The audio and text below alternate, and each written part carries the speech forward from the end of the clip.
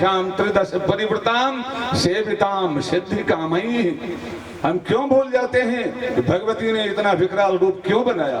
भगवती अपने हाथों में शस्त्र देकर प्रतिदिन हमें दर्शन दे रही है और हमें अस्त्र शस्त्र दिखा रही है कि बेटे यह अस्त्र शस्त्र तुम्हारे लिए है, तुम्हें इसकी आवश्यकता है और वर्तमान में बहुत बड़ी आवश्यकता है। और अस्त्र शस्त्र चलाने का सब दिन से ठेका रहा है और उनकी बहादुरी रही है, उनकी सामर्थ्य रही है क्षत्रियों की। अन्यों की आवश्यकता पड़ने पर आवश्यकता पड़ जाती है।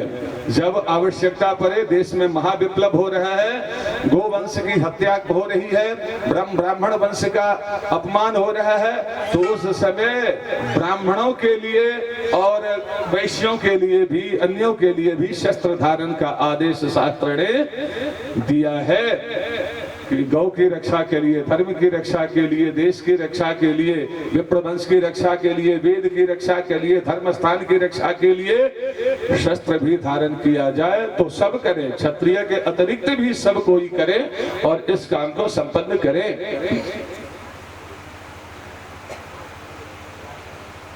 आज देश का इतना दुर्भाग्य हो गया है। अच्छा, हमारे जजमान तो वकील भी है ना, अब तो सीनियर वकील हो गए हैं। आलेंद्र बाबू, आपके संविधान के किसी पन्ने में, किसी पंक्ति में देव पूजन की विधि लिखी हुई है? नहीं ना।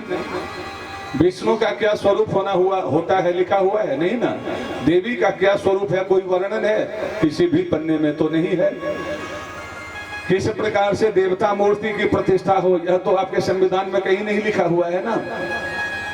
जब यह कहीं नहीं लिखा हुआ है और भारतवर्ष में इसकी अनिवार्यता है, इसके बिना कोई भारतीय जी नहीं सकता है, चाहे वो किसी वर्ण का हो, किसी श्रेणी का हो, किसी क्षेत्र का हो, वह देवता के बिना जी नहीं सकता, वह राम नाम लिए बिना जी नहीं सकता। जीवित में भरे राम से द्रोह करे, लेकिन मरने के बाद राम राम सत्य है के बिना वह जी नहीं सकता, चल नहीं सकता, मुर्दा भी नहीं खिसक सकता है।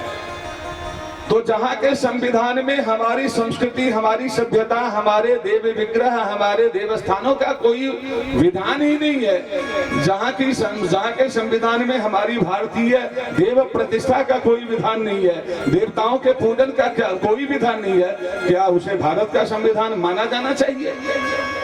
यही भारत का संविधान है। पूरे देश के नास्तिक देशों से सिमट सिमट के हैं, दो पंक्ति वहां से लिखी, दो धारा वहां से लिखी, चार धारा वहां से लिखी, उसमें भारतीयता कहीं भी नहीं है, कोई भी भारतीय संविधान नहीं है। यदि भारतीयता थोड़ी भी होती, भारतीय संविधान होता, तो आज का दुष्ट एक गमार न्यायाधीश की कुर्सी पर बैठ करके यह बोलता कि तुम अपने विष्णु से कहो, अरे यह तो हमारे भारतीयों का दुर्भाग्य है जो अभी तक भी तुम्हारे संविधान का सम्मान कर रहे हैं, तुम्हारी कुर्सी का सम्मान कर रहे हैं। नहीं तो हमें तो विष्णु से ही कहना चाहिए, हमारा शास्त्र वह ही है। भारतीय संविधान की व्यवस्था है, भारतीय राजनीति शास्त्र का उद्घोष है कि भारतवर्ष में मैं शुक्र नीति, बाधस्पत्य नीति शास्त्रम, कौटिल्य अर्थशास्त्रम और कामंडकीय नीति शास्त्रम भारतवर्ष का मुख्य राजनीतिक ग्रंथ है और अर्थशास्त्र है, यही है। हम इसके आधार पर बोल रहे हैं।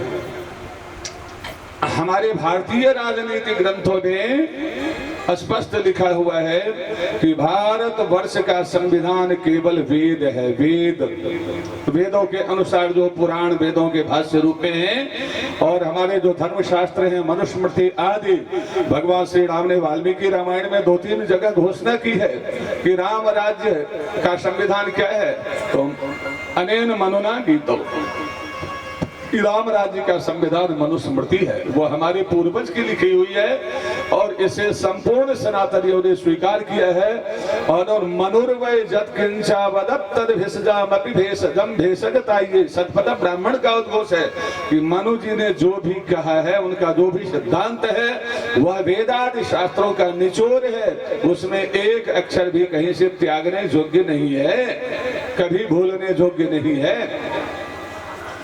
और आप क्या समझते हैं मनुस्मृति को जला करके कोई मनुस्मृति के सिद्धांत को जला देगा? वह तो पापी है। कोई मनुस्मृति जलाने से मनु जी जल जाएंगे, मनुस्मृति जल जाएंगी। लाखों करोड़ों वर्षों से यह मनुस्मृति आ रही है। स्कंद पुराण के अनुसार वैवस्वत मनवंतर के 24वें त्रेता युग में भगवान श्री राम का अवतार हुआ था। और कुछ इतिहास प्रमाण के अनुसार बोलते हैं तो इससे पिछले वाले त्रेता युग में हुआ था। यदि इससे पिछले वाले त्रेता युग में भी हम रामावतार माने तब भी लगभग 9 लाख वर्ष हो ही रहे हैं।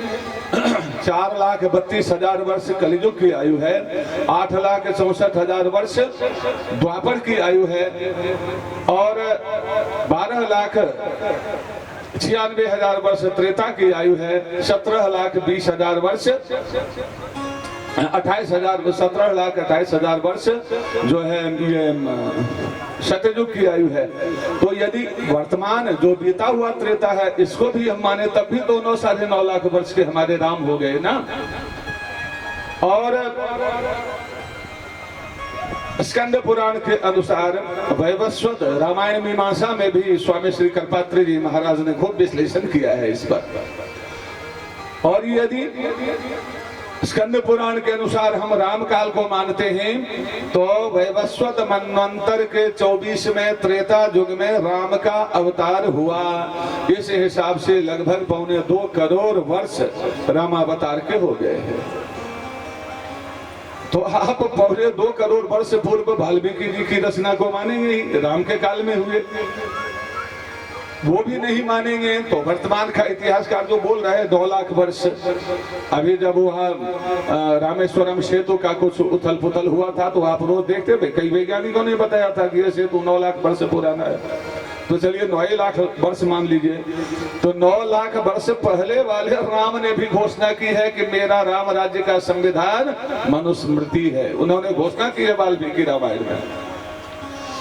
तो 9 लाख अथवा 2.25 करोड़ वर्ष से कितने कितने दुर्दांत आए, भयंकर से भयंकर पापी आए जो यज्ञ को, सनातन धर्म को विनष्ट करने का खूब प्रयास किए।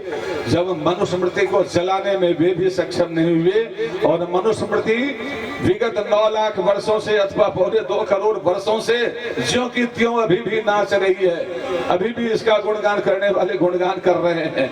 तो आज एक चूहे से डरने वाले तुम मनुस्मृति का क्या बिगाड़ लोगे? तुमसे मनुस्मृति का कुछ बिगड़ने वाला नहीं है। तुम मनुस्मृति का पन्ना जलाओगे, मनुस्मृति नहीं जला सकते हो। यह एक क्षत्रिय सम्राट साक्षात भगवत तुल्य भगवान मनु की बनाई हुई, उनका बनाया यह संविधान है। आने वाले समय में कोई क्षत्रिय राम को अवश्य ही उत्पन्न करेंगे, यह विश्वास है। कोई क्षत्रिय अवश्य ही कृष्ण को उत्पन्न करेंगे और इस शोक तंत्र से मुक्ति दिलाएंगे। और यहाँ पर जो है वेद, धर्मशास्त्र, पुराण, मनुस्मृति और महाभारत ही यहाँ का संविधान होगा। जिस संविधान की कुर्सी से कोई नहीं बोल सकता दुराचारी कि तुम जाओ अभी विष्णु से कहो ना, जो वो अपना काम अपने कर देते हो। विष्णु का काम तुम करने की क्षमता रखते हो, विष्णु तो अपना काम अपने ही कर सकते हैं।